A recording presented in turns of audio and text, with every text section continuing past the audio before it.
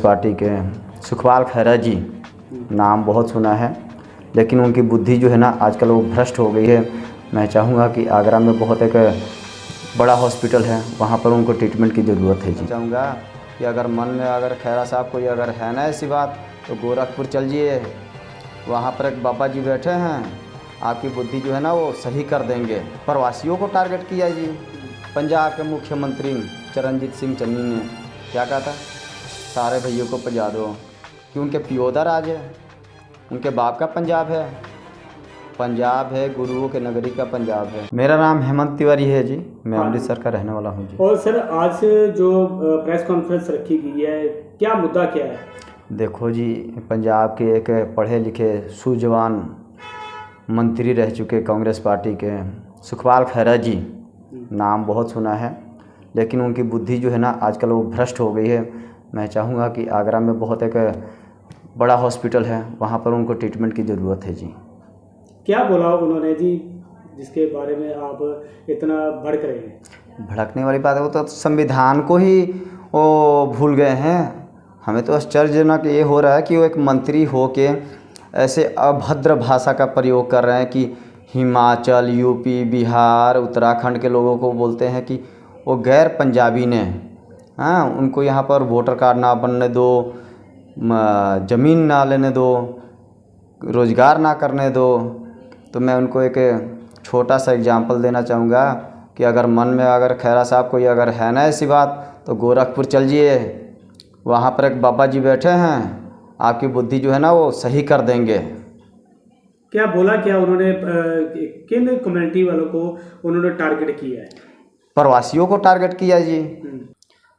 Congress party हमेशा ही प्रवासियों से भेदभाव की है और अभी भी कर रही है। पिछले आपने देखा था विधानसभा इलेक्शन था, पंजाब के मुख्यमंत्री चरणजीत सिंह चन्नी ने क्या कहा था, सारे भैयों को पजा दो।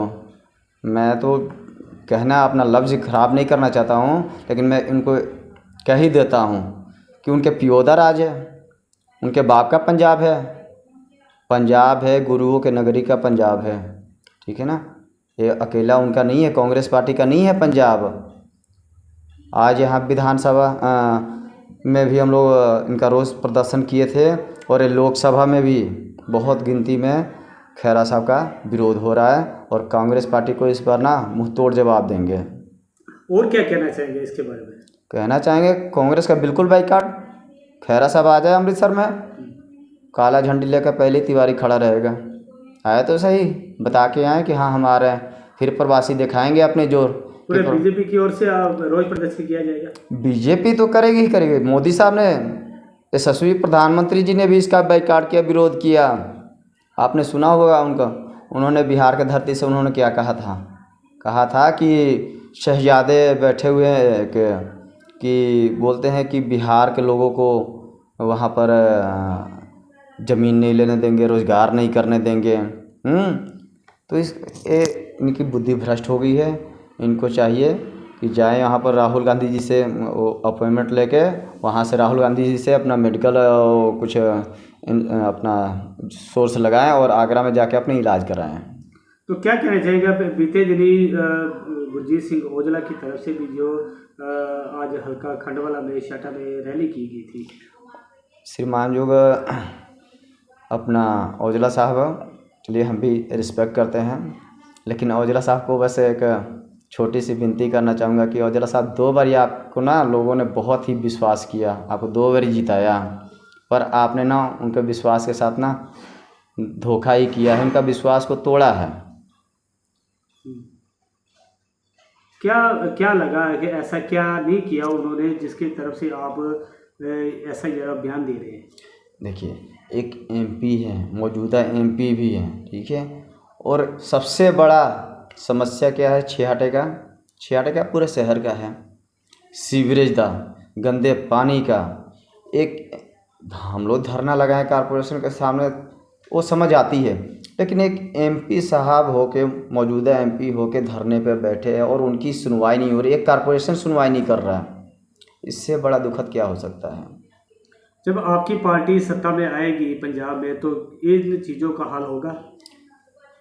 भारतीय जनता पार्टी के उम्मीदवार श्री तरनजीत सिंह संधू साहब समुद्री जी इलेक्शन लड़ने से पहले ही सबसे पहले धक्का कॉलोनी में आके एक एक घर देख करके गए, चेक करके गए कि कॉलोनी का क्या हालत है। लोग नर्क की ज़िंदगी जी रहे हैं। आज तक ओजला साहब को तो कभी याद ही नहीं आया 7 साल में कि धक्का कॉलोनी भी है, खंडोला भी है। कोई भी एक अपने तरफ से वो कोई ना फंड लेके आए, ना वो कोई काम किए हैं लोगों को। सीधा बोल देते हैं पंजाब सरकार आम आदमी पार्टी दी है जी, उन्होंने करना है। पर 7 साल तो आप एमपी रहे हैं और फिर आ गए आप एमपी के लिए।